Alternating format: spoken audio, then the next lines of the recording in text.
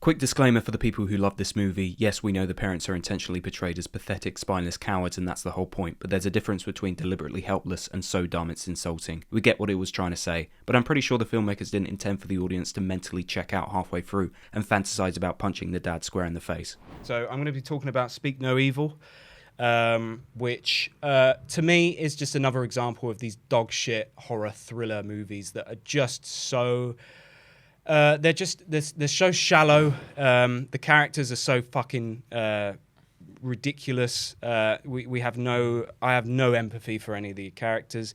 I will say, just get out of the way, James McAvoy is incredible in the film. I think he's really the thing, the driving force, the beating heart of the film. He elevated the fuck out of it. I think like if you had anyone else, this film would not succeed. Yeah, this is what's so frustrating about this movie, and I've experienced it so many times with horror films, is that the first act is genuinely tense, and there's so much potential for it to be good and for it to really hit home if it continues riding along this tense feeling that the film sets up. And it does actually really do a good job, in my opinion, of setting up this tenseness. You really feel uneasy.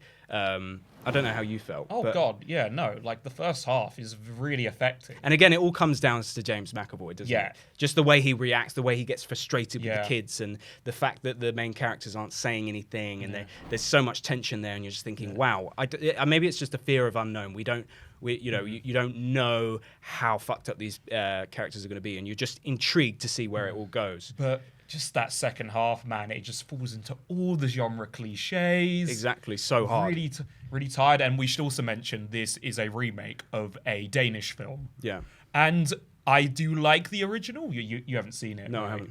And one of the common criticisms of that was that the parents are dumb. Yeah. Made stupid decisions, which was also the point, but I found it equally as frustrating there. Yeah. Here, it really stands does out. my head in. Scoot McNairy's character. Oh, he's such The a dad, despicable he's prick. He's such an arsehole. He's such an no idiot. sympathy for him. A lot of people have said this. A lot of people have said that the characters are stupid, but it's not necessarily stupid, it's that they're cowards. But I don't buy that theory for a second. And I don't think maybe the Danish film, portrayed that better. But this American one, fuck me.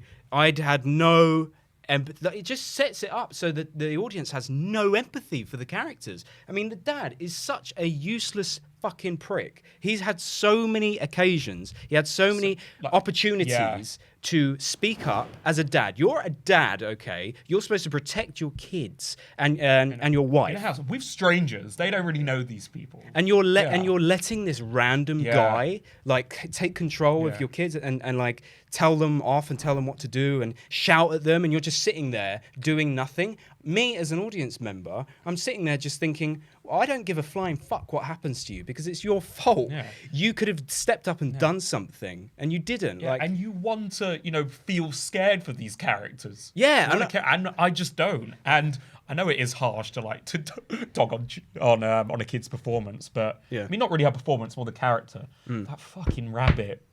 Oh my god! Oh my god! Lazy plot Stupid device. Kid. And that's him also being an idiot. It's like, I'm sorry, if you already know these people are fucking batshit crazy, why the hell would you go back?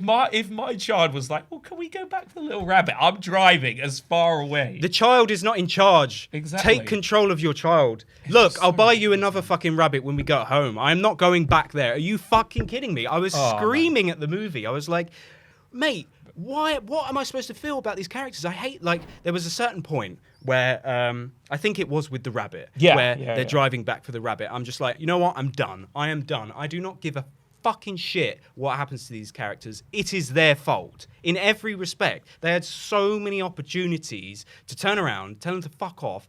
Even at the beginning where he's like, can I drive your kid on a moped or something like that? And they're like, yeah, sure. That's excellent parenting. Just even if it is James McAvoy, letting your child get on a bike with a random stranger. And what is it trying to promote? I mean, what's interesting is we have such a reaction to this in a way that it kind of contradictory to what we just spoke about, because we just said we need flawed characters. in films. And yet here we're like, oh, these characters are so flawed. But I just don't think they're flawed in a way that's interesting. They're flawed in a way that's so overdone. It's such very a trope. surface level. It's so surface level. I mean, even when the dad character goes in the shed and he sees a fucking axe there and he's stood next to it and it's just like, you could take the axe and defend yourself.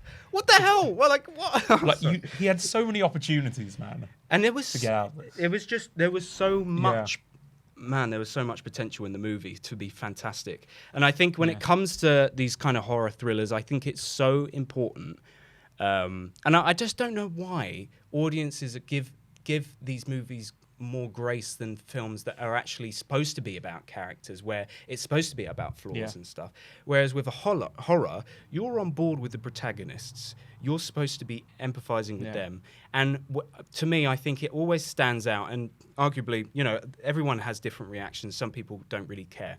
But for me, whenever films that present characters and they don't make decisions that a normal human being would make at that moment, it just takes me out of it so badly, because I'm just like, this is just so many conveniences in the plot. Like the moment you stop relating to them, and then that's where the film loses me. 100%. Because especially with horror, you want to put yourself in this situation and think, what would I do? And when you see them just making such stupid decisions, and it is hard. You don't care. You don't care by the end. It is hard to write a film where characters are making the right decisions and yet they are still stuck somehow, because let's face it, like if they actually did make the right decisions and even on the first night and said, you know what, fuck off, we're going, it'd be the end of the movie. Yeah, there'd be no film. But that's why writing needs to get more clever in just the way that it confines the audiences, the characters, to these situations in a way where you can really feel like, oh my God, if I was in this situation, I don't think I'd know what to do either. And so I would be where this character is. Then you're on board with them. Then you can feel like, wow, this is genuinely tense. No, but it's actually quite interesting going back to the Danish version, which I'm still not big on. Like, I'm not mad on it. Did it still have issues with the character? Still has a lot of issues, but I guess the big difference there is that, I mean, arguably the father and the parents in that one, you could argue they are even worse. Really? They're just as helpless. But I think the reason why I can kind of like not get behind it, but understand it, is I feel like that was more intentional, because they were also like leaning in to the stereotypes associated with each culture, because it's a Danish couple visiting a Dutch couple in that one. And like Danes, they're a lot more like reserved, and I guess it was playing on that. Okay. Yeah, but in the case of the remake, I don't think it was intentional. It just to make stood the out as so a helpless. trope. It's just bad writing. Yeah, they maybe didn't really get the exact purpose why they were like that at the very beginning. So we're going to read some reviews. Like I said, this was quite well received. People did have issues, but let's read some 10 out of 10. 10 out of 10. This is by EDLC 1970. When the true horror at its finest. Damn. When the plot of Speak No Evil kicks in and the secret behind the couple they meet is revealed, the thrills and horror go into overdrive. This is an absolutely fantastic thriller. It will keep you on the edge of your seat and you can barely look at times. With a superb performance by James McAvoy. True. And the other cast. Others say the original Dutch is better, but compared to this one, this Americanized film does enough to justify its own existence. As a fan of the original, I really think this did it justice and added a new twist and made its own film. Yeah, so there was a bit of a difference to it, wasn't there, in the last act? Well, in that this is a more optimistic ending, because they get away. Oh, they don't. Yeah. In the Danish one. So in the original Danish version, they kill the parents. So I can understand why it was probably better, because at least in that film it's saying, look, if you're a dumbass, you're going to get this is what's going to happen to you. Yeah. It's not like, look, if you're a dumbass and you don't make any brave decisions for your children. I think that was another thing. It's just like, look, there's a fucking kid here, man. What are you going to do? How can I respect you as a dad if you're not even going to like stand up and be brave for the sake of your child? It comes across that he hates his family. Yeah, you don't He doesn't give a shit about his daughter. He's such an asshole. Yeah, he's such a prick. You sacrifice yourself for your child, man. But actually, I think, to give it one piece of grace, aside from McAvoy, I do think The kid, sorry, not the daughter. With the lips. Yeah. He was he was good. Yes, he was very good. I do like his, his final breakdown at the end. Yeah. And for have no line of dialogue and then to carry like such a, pivotal role. He was really good. So I'll give it that. Wow, this is by Agatha. Why do those all have weird names? Agatha Krumova. Speak No Evil is a gripping and unsettling thriller that kept me hooked from start to finish. The film excels in creating a sense of dread that slowly creeps in. I couldn't agree more with that, especially in the first act. Keeping you on edge throughout. The tension builds gradually, and before you know it, you're completely immersed in its eerie atmosphere. To be honest, I don't disagree with that. Like I said, the first act is really well done, genuinely well done. The story is simple yet incredibly effective. What starts as an innocent vacation turns into psychological nightmare, and the way the characters interact adds layers to the discomfort. The film doesn't rely on over-the-top scares, but instead plays with subtle tension. Also, something that I didn't like was just like the jump scares and the tropes. It's just all been done so many fucking times. I think this is something that people... I think it's just like a popcorn film where people just kind of don't mind switching off their brain. And... fair play to him. I actually am quite envious of people that can do that, where they can just switch off their brain in these sorts of films and just go along for the ride, not give a fuck about these sort of things, and be thinking about what they'd be doing in the situation. Just completely throw like all logic out the the window. People can do that. A lot of people can, and but for me, it just goes against, because that's exactly the reason why I enjoy, you get enjoyment out of watching these films, because you can't help but want to put yourself in those situations to really feel how the characters are feeling. It leaves you with the constant gnawing feeling that something is off. What I loved about Speak No Evil is how it kept me entertained without resorting to cheap thrills. The pacing was tight, and the unsettling mood never lets up. By the time the unsettling climax rolls around, you're fully invested and left with plenty to think about after the credits roll. I wasn't left with much to think about at all, apart from what a fucking idiot that guy was. It's like, okay, these not just him, people but are dumbasses. Yeah. That's it. Okay, I'm gonna read a review where people actually agree with me. I'm sick of this. Right. Good grief. Here's one caught my attention for the first 30 minutes. Then it took a turn for the worse. So many stupid decisions, it made the plot unbelievable. And of course, you have the typical Hollywood dialogue. The man is a weak coward, and the woman is one with the balls. Yeah, that's true. This is getting old, outdated, predictable, and boring. It took away from the film, and boy, what a stupid ending. I haven't watched the original, but after reading the real comments, I may give it a go. Yeah. This is why I stopped watching a lot of new movies. They cannot compete with the classics. I do give credit to the classics. They just cannot compete with them. Never. They did their best to try and make this a watchable movie. Yeah, so... not wrong. Not wrong there. And let me just do just something that's came up, because this is kind of similar. I don't want to talk at length about it, but I just thought I'd mention it. So he just said that, when it comes to adapting it for American audiences, it's never as good. That's quite cynical, and a good example of where that is completely incorrect is a film called Funny Games, which we did a video essay on this channel.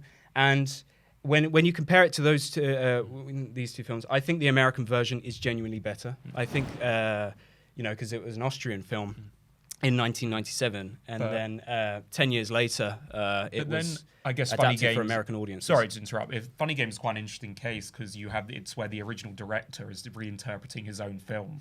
Yeah, well, and I've only seen the remake. I haven't seen the Austrian original, but it's shot for shot. He didn't change a thing. No, he didn't. He didn't have an issue with it. I love how bold that is. He just he was like, look, it was good. It was perfect as it was. I'm not going to change anything. I'm literally just going to adapt it for American audiences. I want it to reach a wider audience. Yeah, and I don't know if it's just the language issue, but I do genuinely think that the acting in the US remake is just better.